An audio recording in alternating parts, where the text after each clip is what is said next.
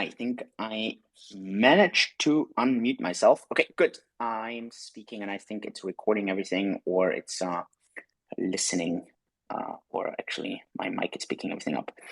Fantastic. Welcome to today's Cake DeFi Twitter space. We're doing those on a weekly basis, always on Tuesday, always happening at 6:30 p.m. Singapore time, depending on what time zone you're in or what if it's savings time or not. It's 12:30 at the moment p.m. in Europe. It's an early 6:30 a.m. in the US. And I'm going to have Fabio, the co-host, head of community, coming in just a second. He told me already up front that he's a bit late, so that's fine. I'm just going to lead everything here. And then, he's going to come in for some discussions. Topics for today. We're going to start with a bit of a reflection on Cake DeFi Q1.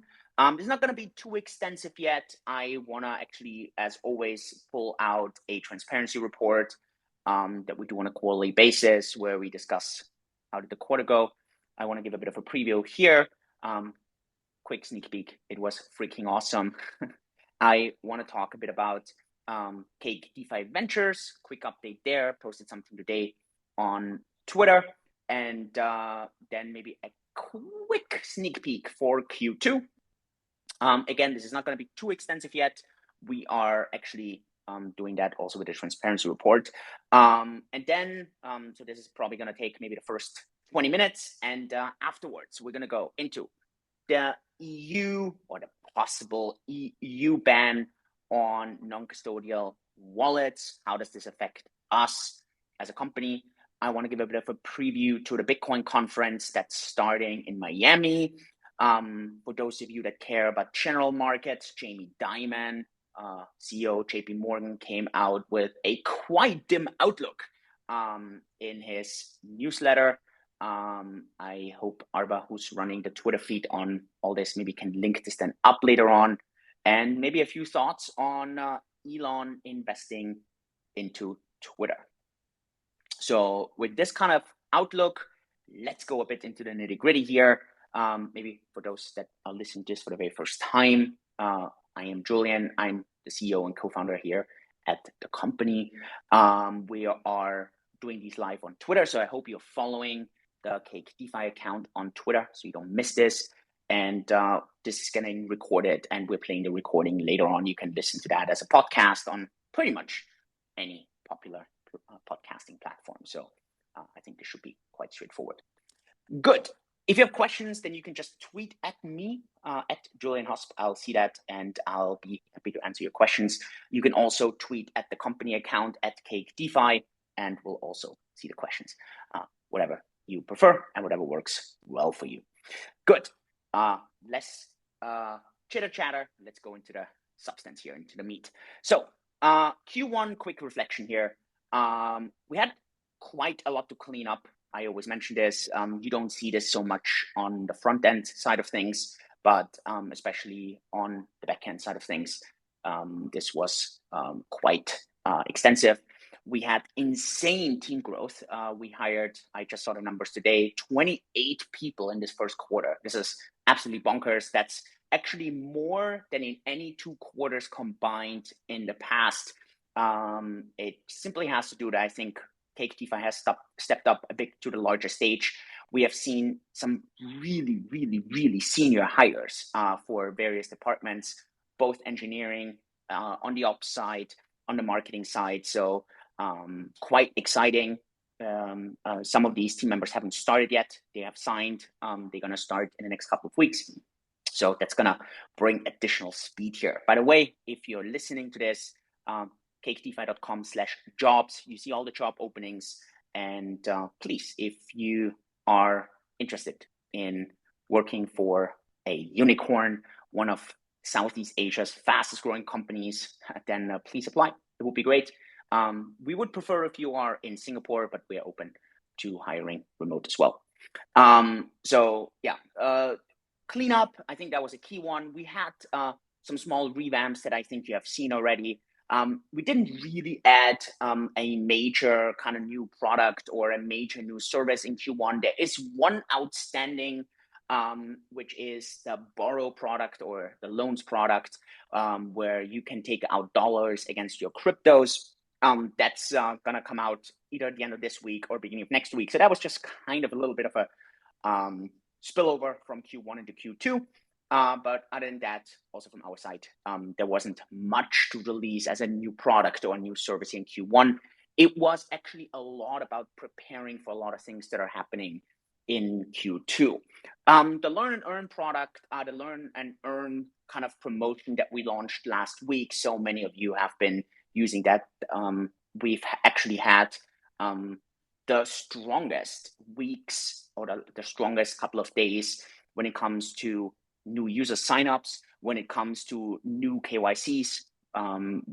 With that, we also have a completely revamped kind of flow, which makes the onboarding so much easier and so much faster. You can actually now, as a new customer, you can actually get 2 times $5 simply for signing up, answering a couple of questions around our service and products, and we incentivize you with 2 times $5. I mean, absolute no-brainer. So try this out. Learn and Earn. I think quite cool, quite interesting, and from that, record-breaking US customers. Obviously, the really great part for us as a company is exactly the same thing that you see as a customer, which is the recurring revenue. This makes it for us as a company so good and so easy to plan, to kind of budget, to understand how much is it very likely for us that we can expect in revenue for the next quarter. So this kind of really allows us to always stay cash flow positive while so this just makes it very, very predictable. So I think from a business model, it's one of the best business models that you can be in. I think I say this all the time. If you are looking to invest into companies or own companies, I think the best part is less to be in a transactional model. You also feel this as a customer, I'm sure. But what you want to have is you want to have a business model that's very sticky, where actually the customer comes in and you as a company benefit if that customer actually does nothing. And that's exactly why customers come to us. They come to us with a very long time horizon. They come to us not for trading. We are actually not an exchange. They come to us for cash flow. And so, yeah, I think that the incentives there are so strongly aligned. You have made tons of money in the past quarter. So obviously, we as a company are doing also well. And I here want to really thank you for your trust, your support. And we definitely don't take that lightly. We're actually going to increase that, step it up even more. And I think you're going to see some quite cool things here for Q2. From a bit of a product overview, service kind of update, Fabio, welcome. I know I mentioned this already. You're going to be a bit late. You're in now. Did I miss out on anything? Maybe you didn't hear everything, but a highlight of Q1, just a bit of a reflection. What were the things we added? What are the things that you wanted to point out? I mean, it always feels like weeks in crypto are like years in the real world. I had mentioned that it was mostly about cleaning up, mostly about preparing for massive growth the rest of the year. But are there specific points that I kind of forgot to mention? Hey, everybody. Sorry for the delay. I had some technical issues. I think that's, last time and the time before I also got affected by some technical issues. I don't know. Great to be here. The only things that I would bring up are maybe like a week ago, 7 days ago, when we were live on Twitter the last time, our website had some issues because that was the day we launched our new Learn and Earn. Everything is running fine now. It took us a few hours. The traffic was just insane. We did not expect that. We were prepared for a little bit of higher traffic, but not the amounts that we got last Wednesday. Maybe for me personally, and this is more of a thing that you experience working as a company, not really as a customer. We changed our onboarding system, mainly the KYC that got a complete revamp, and we were able to improve our scan through rates and our approval rates by a huge amount. And this really changes a lot for us working as a company. Existing customers are not affected by this because you only do your KYC once. But working at Cake and being actively contributing in the community on Telegram, this is definitely a big change. So maybe this is a personal highlight for me. Yeah, I agree. I think, yeah, I think sometimes, especially existing customers, you don't see that so much. But then if you are either joining as a new customer, but then obviously as CEO looking at the entire numbers and the entire funnel, top of the funnel, bottom of the funnel, and you look at drop-off rates or you look at the friction points, it's just absolutely a delight to see when suddenly a number, like when pass-through rates in a certain step of the funnel just triple. It's just insane what this does to the actual outcome. To something. So yeah, for those of you that are business owners, I always try to kind of, you know me. I think sometimes I talk about the company, sometimes talk about crypto, and sometimes talk a bit about investing in general. Every once in a while, I just drop in totally other things. I think if you can just sometimes sit there, look at like your funnel for your customers or for your users, whatever business you're in, if you can just shift some of those numbers by a few percentage points by just removing some friction, right? And I think the sign-up process, KYC process, is always a friction point. It's a necessary evil. Trust me. I mean, it's not something that I necessarily want to have. It's something that the regulator requires us to have. And so if I can just improve that there, yeah, obviously it just completely changes kind of the results there. So that's absolutely fantastic. So yeah. Yeah, one other update, I posted a couple of things on Twitter around this. Obviously, Cake, the company, is not only about the B2C platform now anymore.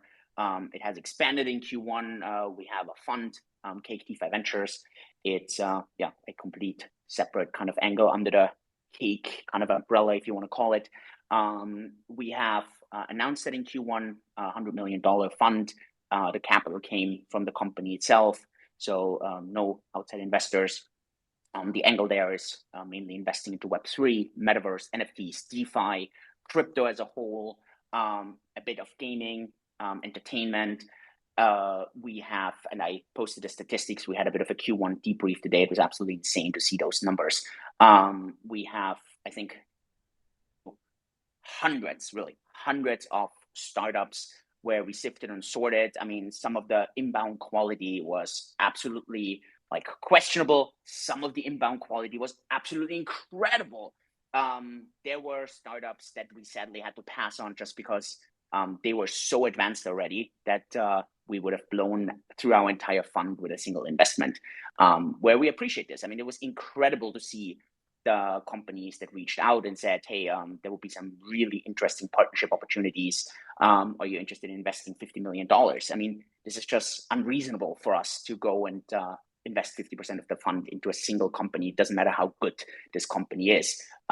It's just absolutely unreasonable. It's so exciting to see the trust and the brand and everything that was there. So that was really good. You can look at the numbers. I think at the end, Nick and Chess, who are basically leading that fund, they, I think, had discussions with over 50 startups in really great detail. They even met a lot of them in person, some in Europe, some in the US, some here in Singapore.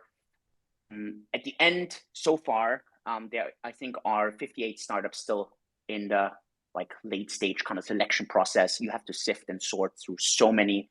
I always say good investing is actually a good kind of pipeline. So you want to just have a really good kind of funnel, and then saying no to so many opportunities. It's so tricky and difficult because everything sounds so juicy and everything looks so great and the numbers are so fantastic, and you just have to sift and sort. But I think the team is doing a good job there. So far, we have invested into one investment, which is called Edge of Company, is an NFT play. And it's a very strong NFT play. They have worked with a lot of influencers and a lot of quite famous people in the US. And so, yeah, it's been an incredible journey. Very, very new to me. I have invested in startups before personally, but then obviously being more of in a kind of structured fund flow is also quite interesting to see that a bit. Time-wise, maybe if you're interested in that, at the moment, I personally spend about 3 hours every 2 weeks on that fund. So I just also want to manage expectations on this. So it's really 3 hours every 2 weeks. At the end, this is really something that Nick and Jess are running, and u-zyn and I are very, very limited on the time there. It's really in the late stage when all the sifting and sorting is already done, and u-zyn and I just have like a veto. Yeah, 2 months is just not a stage yet where all the startups have passed through all the requirements and the steps there. So, but that was obviously also quite an interesting journey for us. I think a couple of things that are happening in the background, I mentioned this a couple of times. We are working on finishing our European license. This was also a decision that came up in Q1, where at the beginning of the quarter, BaFin had that, the German regulator had that notice that they were looking into whether we actually are required to have a German license or not, which then led us to respond that we actually don't think we need a license. I still don't think we need a license. However, just as a precautionary method, we actually removed the German language for now, and we are applying for a European license. We are quite hopeful that in Q2 we should be completing that, and then we want to obviously talk to BaFin about them removing that notice, simply because, I mean, if they're making a notice that they are looking into whether we need a license or not, we have a license, then they should remove that notice. It's something that we want to do proactively, not really that we have to. So fingers crossed. Again, obviously, you always know how this is with licenses. Sometimes this is beyond your control.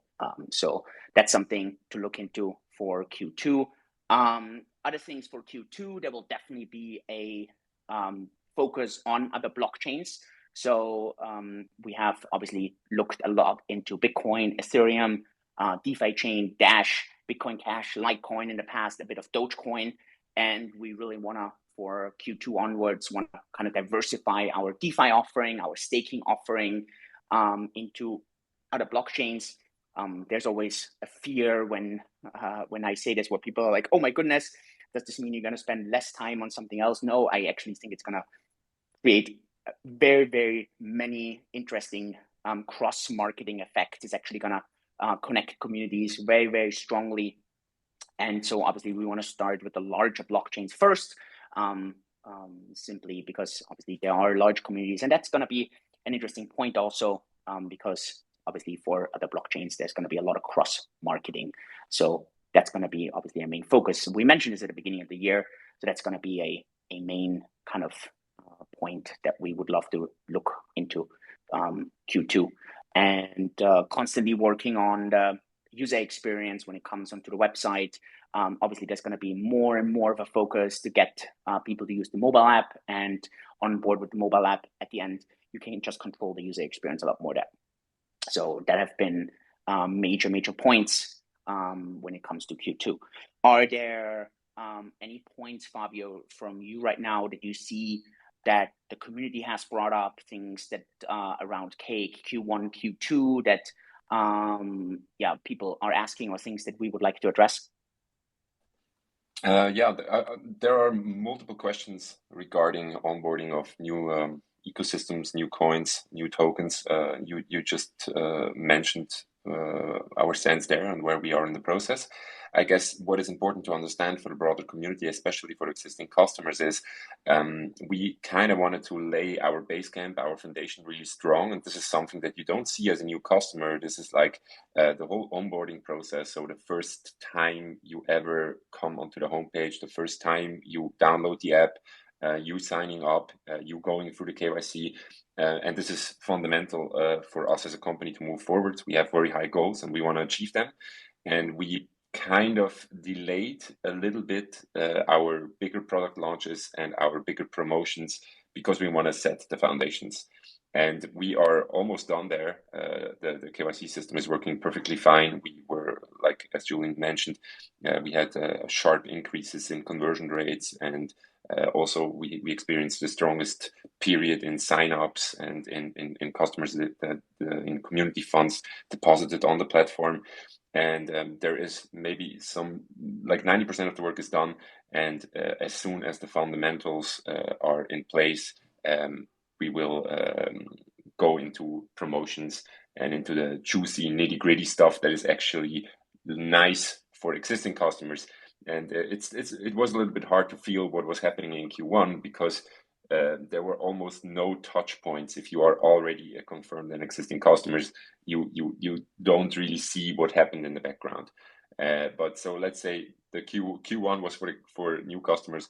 Q2 will be for existing customers. There are so many nice things that come. We cannot mention all of them, but just a few more weeks and you're about to find out. Yeah. I had feedback that my mic position was not good. I don't know if it's now better. Can you comment on this, Fabio? How's my mic right now? Better? Worse? Same? Yeah, it's a little bit better. The volume was maybe slightly lower than usual, but I had no trouble understanding what you were saying. Okay, then I'll just keep it like this. Cool. Are there any other points? I think I think we covered status of the company right now. Kind of gave a bit of a glimpse. Again, we're gonna go into a bit more details once we actually have the transparency report out for Q1, preview Q2. But at the moment, I just wanted to kind of give a quick kind of idea there. Anything that we're missing as a whole, Fabio? I don't think so, right? Because then I would love to discuss like a very pressing issue from last week, which is a possible ban, or not a ban, but a possible restriction of how people can interact between exchanges and non-custodial wallets. If you're good with that, then I would transition to that topic. What do you say about that? Let's dive in. Let's dive in. Great. I'll just set the stage, and then Fabio, maybe you share a bit of some community sentiment. Basically, the European Union voted on very likely going with relatively strict restrictions on how exchanges can interact among each other. But furthermore, and that's probably the most important point, about how they can interact with addresses where the customer controls their own private key, so non-custodial wallets. You can kind of compare this similar to how the banking system actually works, where if you are having money on a bank and you're sending money to another bank, you do have certain limits, and these banks talk to each other. But at the end, generally speaking, there's not much of an issue. For example, let's say you send a bit of a larger amount. Let's say you send 100,000 euros and you wire that, or $100,000. In most of the cases, this is not much of an issue. You may get an inquiry, but it normally goes through. However, just imagine you bring 100,000 US dollars or 100,000 euros cash to the bank.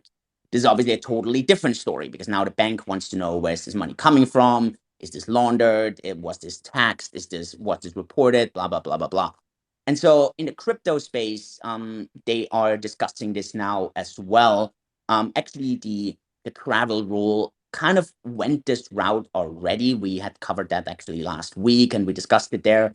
But now in Europe, they want to take this a step further, where whenever a user interacts between a non-custodial wallet, so a wallet where the user controls the private key, and a custodial wallet, so an exchange, or for example, Cake DeFi, that there are a lot of restrictions there. There may be limits coming, there may be very diligent reporting coming, and so on and so on and so on. And so there was a huge outcry. To me personally, it was a bit weird that this outcry came mainly from the decentralized kind of maximalists, so people who were actually not even using exchanges. So I didn't understand why, especially those people were complaining, because those people shouldn't have cared, because it doesn't actually affect any transactions between non-custodial wallets, because you cannot really stop that. And I think that's actually the upside of the entire statement that the EU made there, that they cannot stop Bitcoin, they cannot stop Ethereum, they cannot stop DeFi chain, they cannot stop any decentralized blockchain. That's actually really good. And so if you are intending on staying in that ecosystem where you control the private keys, and you're interfacing with decentralized exchanges, for example, not much is actually going to happen.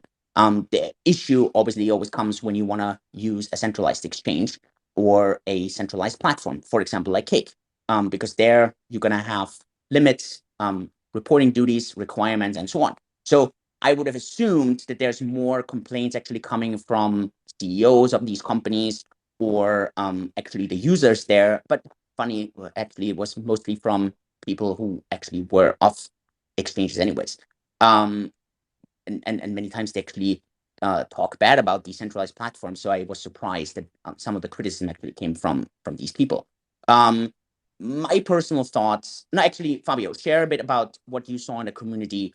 Um, Obviously, I took a little bit away from that, but what did the community say? What was the sentiment? What are your thoughts on that a bit? Maybe, and then I give a bit of my ideas on this, but I want to see your side there first. Yeah, I guess with all of these announcements, it kind of triggers this wave of clickbaity titles from all kinds of media outlets. The DeFi ban, the death spiral for Ledger and hardware wallets. This is the end of DeFi. These were the headlines that we saw, and we have lots of people that, I don't know, didn't go into the topic very deep and were maybe took by surprise by these announcements or these changes. They were super worried, and the questions went 360 in all directions.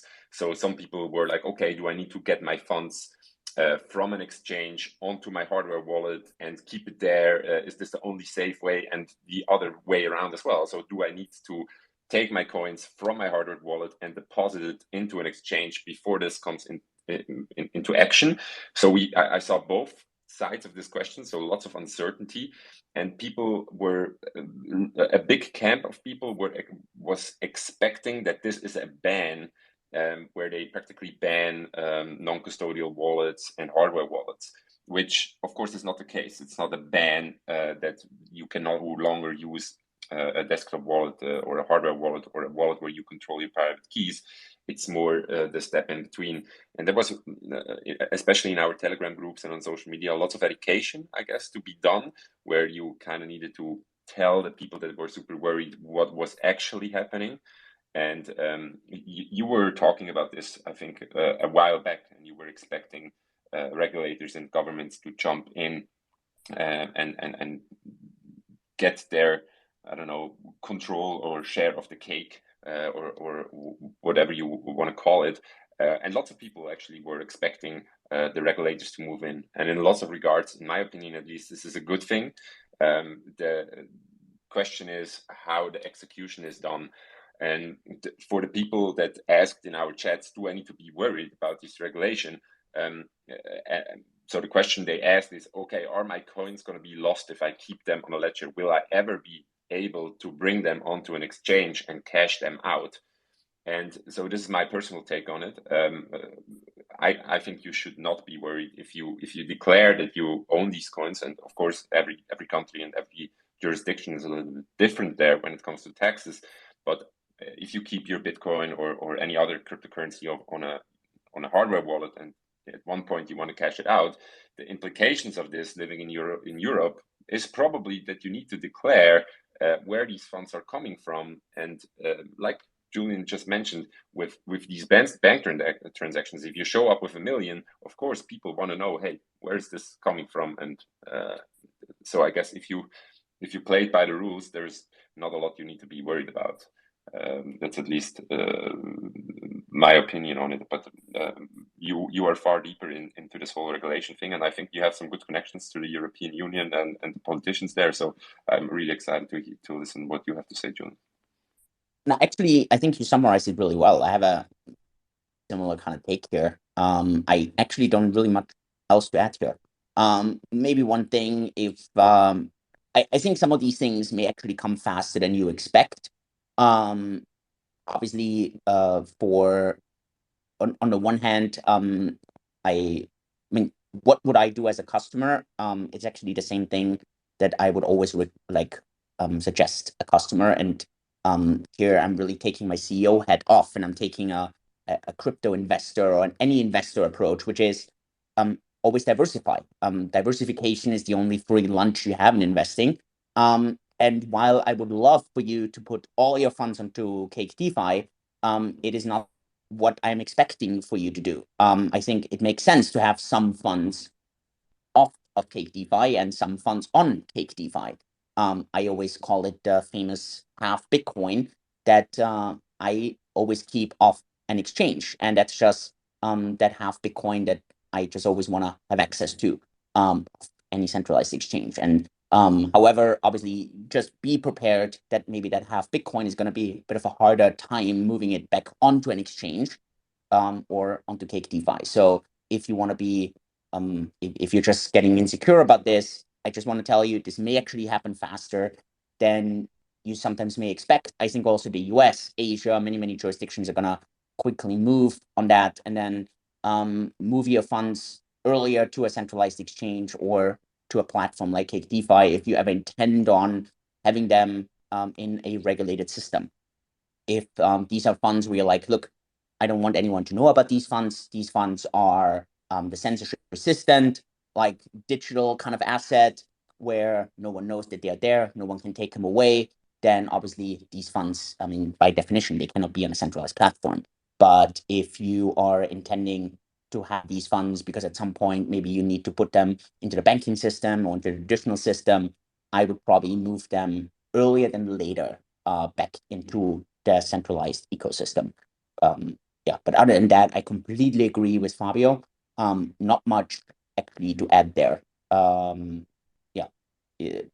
Uh, Maybe just if you heard about this for the first time and you think, oh my God, what is happening? Regulations in Europe, do I need to be worried? So this regulation only concerns non-custodial wallets. So Cake DeFi is a custodial wallet. We follow and are compliant with AML, with KYC, with travel rule. So for us, nothing really changes. And if you're a customer at Cake DeFi, you probably this doesn't concern you at all. The only thing is if you are using wallets where you are controlling your private keys, like an Exodus, a software wallet, or Ledger Trezor, a hardware wallet, or the DeFi Chain Lite wallet, where you actually have the seed phrase written down, and this is a non-KYC wallet, and this regulation concerns those wallets. And also there, this regulation will not come into action until June, and there's already some legal action. I think Brian Armstrong with Coinbase, they try to move against the European Union and educate them a little bit what this means. And I think he made a really good statement. He said, if every transaction that is bigger than $1,000 needs to be declared with, like if you go, I don't know, buy a smartphone or a computer, and you need to give the data to your, I don't know, a regulator or bank or whatever. This is just, sorry if I say so, a pain in the ass. And so they try and move forward and try to, yeah, hinder that this regulations or law comes into place. It's not the end of the day yet, and yeah. We have seen a bit of a sideways movement, coincidentally, since that announcement from Europe. What is happening in the markets right now? How much do you think that uncertainty plays in? We have the Bitcoin conference coming up. What do you think is going to happen? Any kind of crazy announcement there? What can crypto hodlers, in your opinion, kind of expect at the moment? What do you think is driving the prices, or what's the lack that's missing in the markets right now? I mean, we have seen a very consistent, $46,000 kind of Bitcoin price. Ethereum, I think, also moved quite sideways. DeFi chain, obviously, I mentioned that because a lot of people on our platform hold DeFi chain as well, has hit a new all-time high versus Bitcoin, but also in dollar, it's been mostly sideways, just also because Bitcoin has been trending down. Yeah, what do you see there? What do you think is missing a bit in the markets? Yeah, I think we're right where we started the year. I think we started the year at somewhere around 46,000, a little bit higher maybe, and this are the price levels we are right now.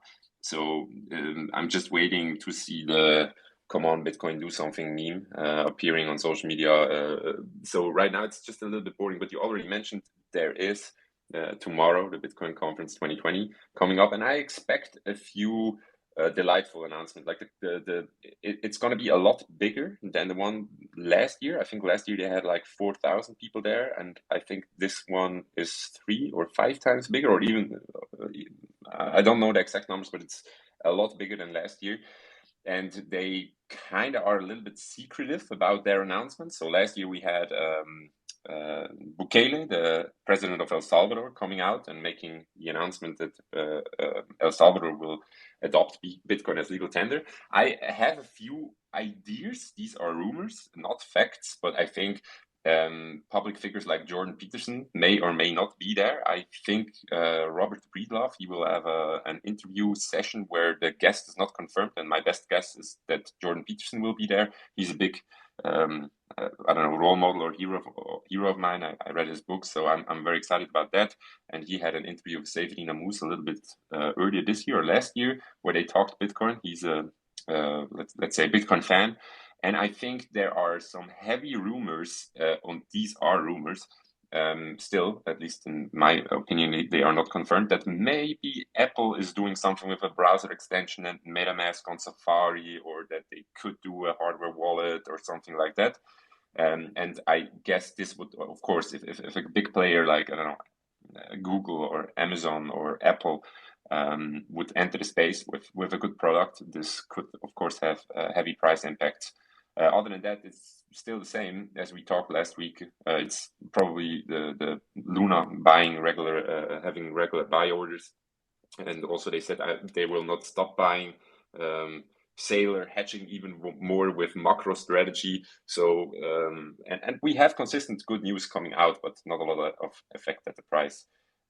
Of course, I'm bullish as always, but other than that, I don't know something that we need to touch on. Maybe do you have some rumors or some legit stuff that is out there that we need to mention?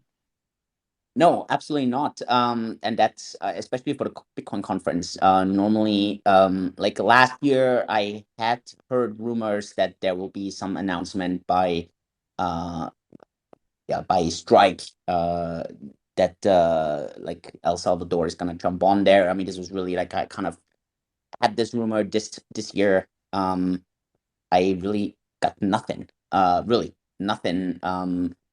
Maybe it's a good thing. Last year, the price with the Bitcoin conference really kind of had a bit of a setback. Fingers crossed this doesn't happen this year. I think it also depends a bit on how crazy does the Bitcoin conference get from a Bitcoin maximalism kind of point of view. Last year, for my tasting, and that's also actually one of the main reasons why I didn't go this year, it became very, very toxic. I know that there's some people always saying, "Oh, you need to be like Bitcoin maximalism needs to be toxic." Let me tell you, like nothing in life that's toxic is good for you. There's not a single thing. So, if someone says Bitcoin maximalism needs to be toxic, like there's something wrong there. So, I hope this year we don't see Max Kaiser jumping on stage and shouting F Elon Musk or stuff like that. I think this just puts a wrong light onto an ecosystem that, in my opinion, should be inclusive, not exclusive. An ecosystem that should be built on merit and not built on, I don't know, elitism or yeah, where you either in or out. So I would really hope that maybe we have a bit of a more professional kind of setup here. And I think with that, we're going to see a bit of the price action there. I I think Terra, again, they were, I think, the main reason why the price is even where it is right now. Otherwise, I think the price would be right in the lower 40s or around 40. I think the main reason why it's actually where it is, and I had mentioned that it was also a bit of the reason why I became a bit more bullish. Was I think Terra is slowing down a bit on their buying simply, and again, there's a bit of rumors. Maybe they're not fully buying. Maybe they don't manage to get the purchase power, or it is really that they just don't want to pump the price, which I also think makes sense. I mean, if you want to accumulate as much BTC as possible, you want to do this at low prices. So it makes no sense to pump the price. So again, but I think it at the moment the number one driving factor for the price short term was Terra. This definitely slowed down. and they also talked about diversifying their buying a bit. Let's see what this is going to mean for prices. Other than that, I would highly also recommend. Again, this I know that Jamie Dimon is not the most beloved person in the crypto ecosystem. So yeah, CEO JP Morgan Chase, he released his famous shareholder letter. Maybe Arba, you can link this up. I had shared the link on our company Slack. It's definitely something that I would recommend to read. I mean, he's one of the most influential CEOs in the world. No matter what you think of him or what he thinks of crypto, um, he paints quite a careful picture. Let's say it this way. He talks about geopolitical and economic challenges. He talks about inflation. He talks obviously about the Ukraine conflict. He talks about challenges that companies are going to have when it comes to bringing supply chains more domestic and less internationally. So yeah, I think there's always a probably I don't know. There's maybe 5 to 10 kind of CEO shareholder letters that I read. Buffett is one of them. Howard Marks is normally one of them. Yeah, the Jamie Dimon one I've also been reading for the last couple of years. So yeah, it's and I think it kind of really highlights a bit on what what's kind of happening here. I mean, we saw there's also obviously a topic like the inversion of the yield curve, where for some reason that's normally related to uncertainty or economic certainty or outlook uncertainty, the 2-year bond is paying more than the 10-year bond, which is super weird because normally if you lend money for 10 years, you want to have a bit of a higher return simply because of the uncertainty over 10 years versus 2 years. And then obviously a lot of people jumped in and said, oh, this is going to lead to a recession. I personally, if you look at the data and the statistics, actually think it's going to lead to a new all-time high in the stock market over the next 12 months. I know this is super counterintuitive of what I'm saying here, but I think there's a very high chance. And I think it's going to rather lead to a recession probably end of 2023, beginning of 2024. Again, this is probably a bit of the contrarian kind of view on in comparison to most. I think it's actually going to lead to people being a bit more risk on, especially in the second half of this year. A lot of it may have actually to do with the Fed, fingers crossed, actually nailing their interest rate hikes.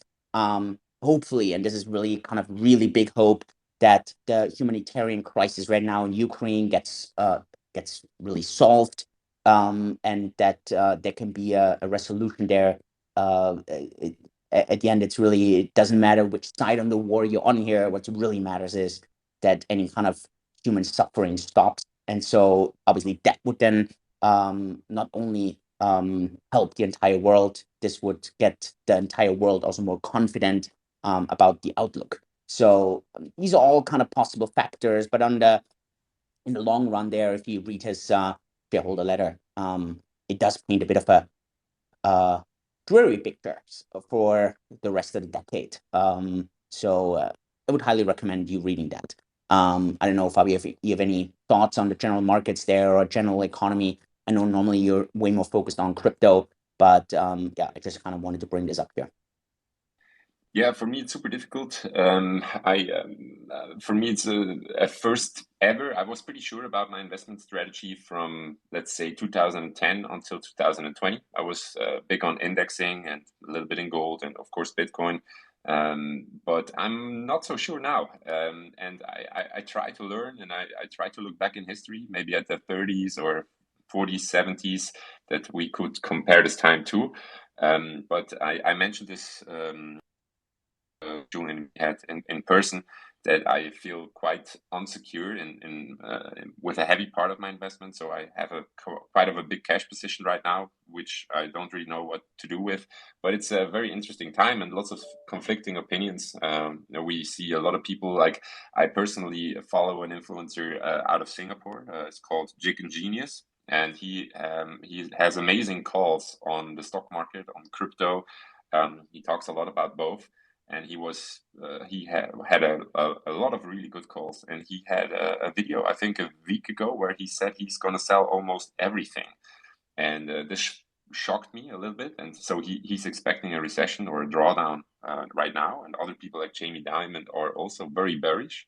But there is, of course, other people that are very hopeful, and they say, hey, there is inflation coming in the European Union with 7.5%, and in the States also 7%. So you need to own assets.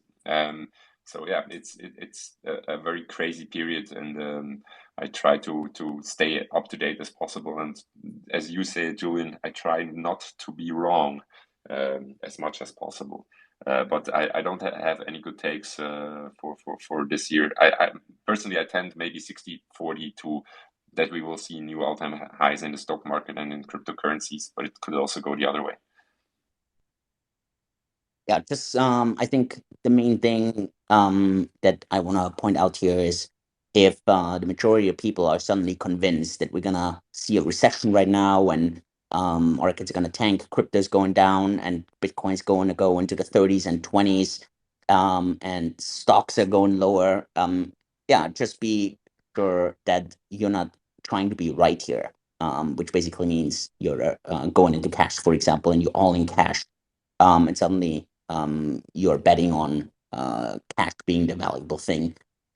This can be quite dangerous, simply because suddenly the markets turn around, they rally, you panic, and then you go in just at that time when you actually should be exiting. So, yeah, just kind of keep this a bit in mind. I would highly recommend being diversified at the moment, not going for being right. Like Fabio mentioned, try not to be wrong. I think cash flow is going to be so king this entire decade. I know cash flow was not king over the past decade, simply because it was all about future cash flows.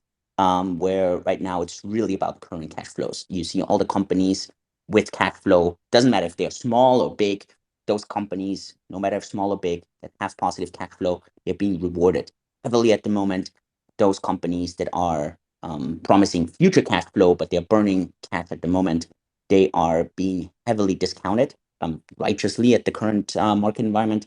And I think many investors over the next couple of months and years, they're going to appreciate any kind of cash flow they're making, simply because I do think we could see a scenario where it's just a bit trickier to uh, hope for future cash flows, where you are buying into something right now that just has to produce that, rather than it's not producing it already. So, and that's also, I mean, even like if I look at our company, I mean, I posted that on Twitter. I think obviously it's a very subjective kind of view. If I look at any kind of model, let's say Cake at the moment is approximately valued at $3 billion. Again, very subjective. I completely understand that, and that's purely based on the kind of cash flow that we are producing. I'm just kind of calculating that up, and I'm looking and say, okay, on a, I don't know, 20 multiple price to earnings ratio, that would be kind of the valuation. And I know we're not like 300 billion or a trillion like Tesla or Apple and so on, but the principle is always the same. And I always think that this is absolutely important, because that obviously means that as a company, you're productive. And then many other companies right now, they are really kind of striving for needing that funding, or they have been burning, they're promising future cash flows. And it's always a bit of a trickier move. So, um, yeah. And you will see. I think the later we get into this decade, the more focus there's going to be on cash flow.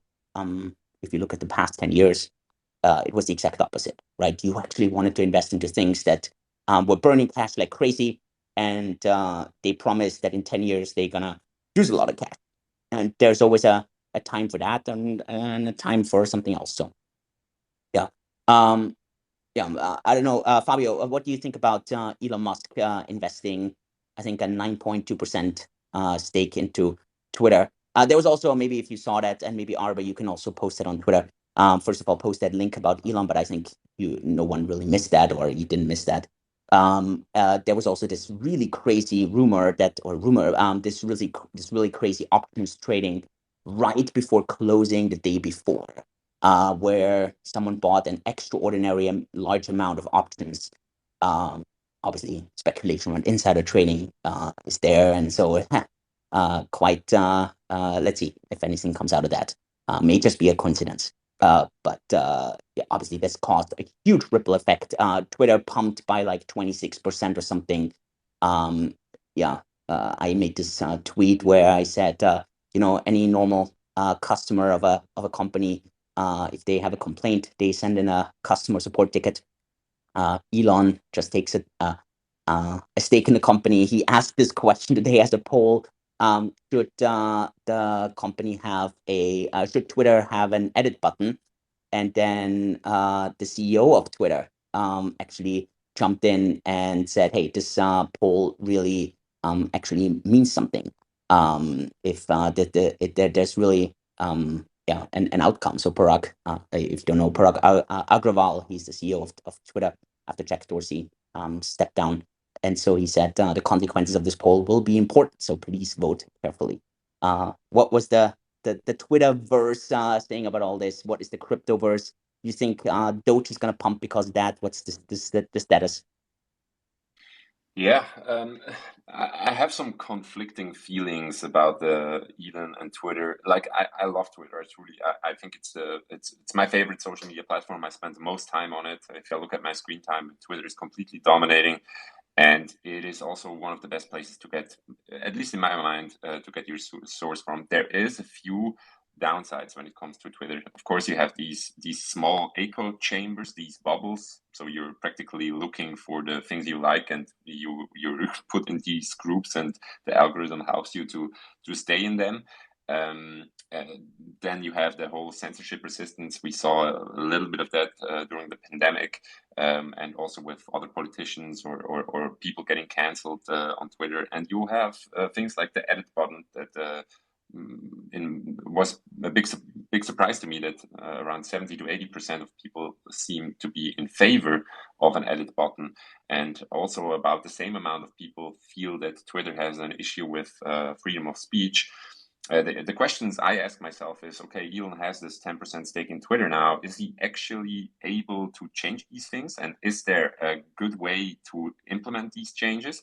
Like, okay, the edit button maybe is a pretty straightforward one, but there is also like other issues that Twitter have with scammers, fake accounts, the verified checkbox, and also the freedom of speech thing that is very much a hot topic right now. How do you tackle these issues, and is Elon able to make changes, and are they going to be for the good? These are the questions or at least I saw lots of people in the community ask themselves. But it's definitely, maybe I have slightly more hopes than worries right now, and probably it's a good thing that Elon is jumping in there. But I'm not 100% sure yet. What do you think? Is it net positive, net negative, or do you have a good take on that? I mean, I have a very contrarian view here. If you probably ask most crypto holders or crypto investors, who would you rather have as the CEO, Jack Dorsey or Mark Zuckerberg? Again, this is purely like I have not made that poll, but I think you could probably do that poll. Then I think majority of crypto holders would definitely favor Jack Dorsey.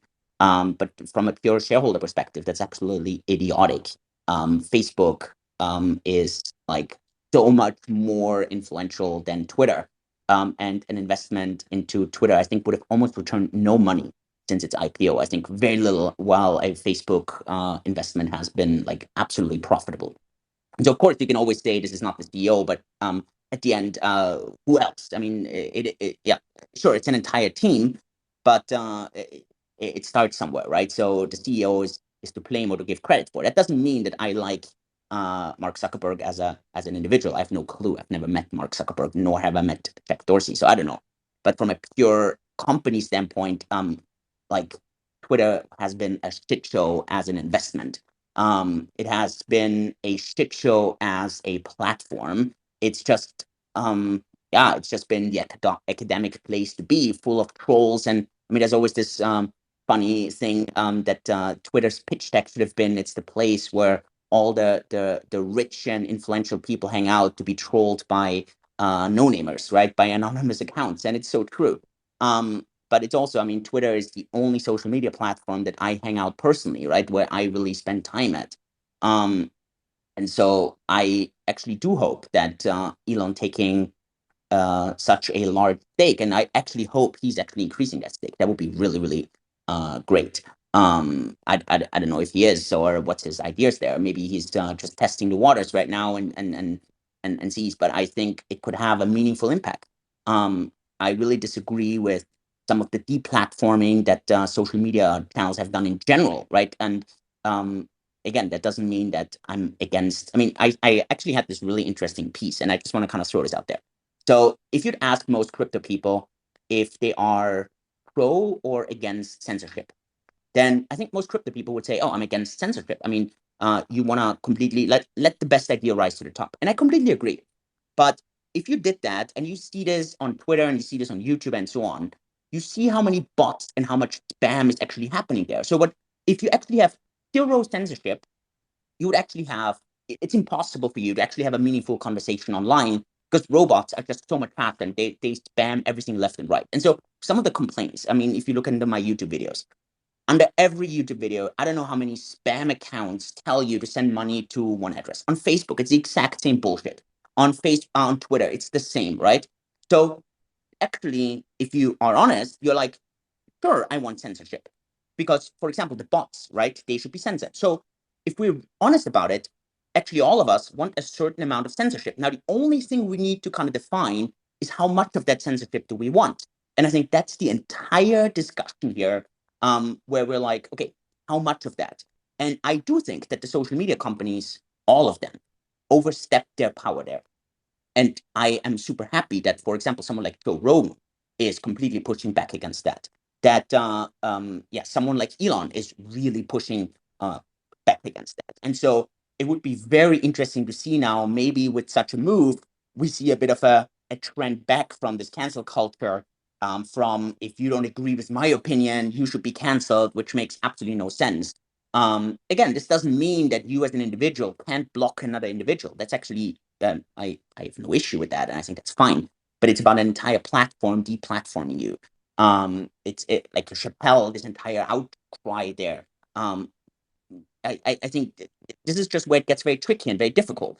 And so I do hope that there's a positive impact there. So and hopefully Elon, with his obviously again, also I want to highlight one thing here. I have never met Elon Musk in person other than being in like very front row at an event where he had my crypto book.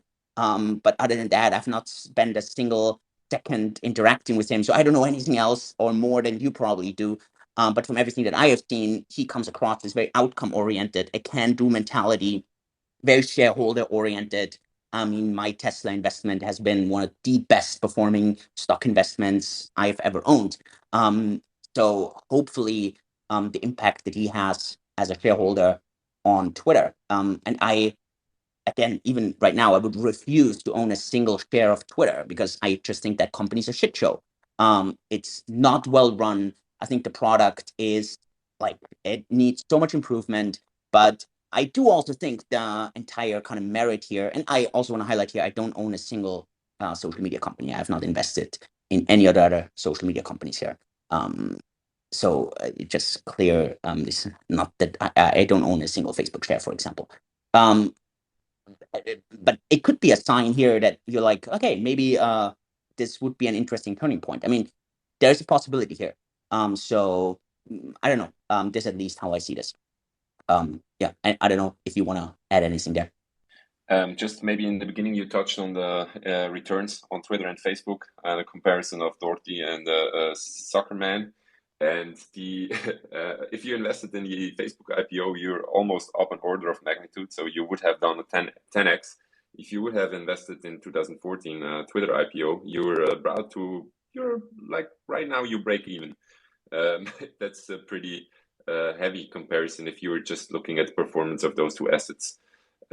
Maybe just as a note here, we're almost at the end of our time. We're doing this every single week, mostly about midday time in Europe, evening time in Singapore. And we're talking all things crypto, general markets, cake, Ethereum, Bitcoin, DeFi chain, and a little bit of things that are happening in a broader space. Yeah, just tune in. This podcast or this Twitter space is going to be recorded, and you will be able to find it on Apple, Spotify, YouTube, and everywhere where you get your podcasts from. Thank you so much. Bye-bye.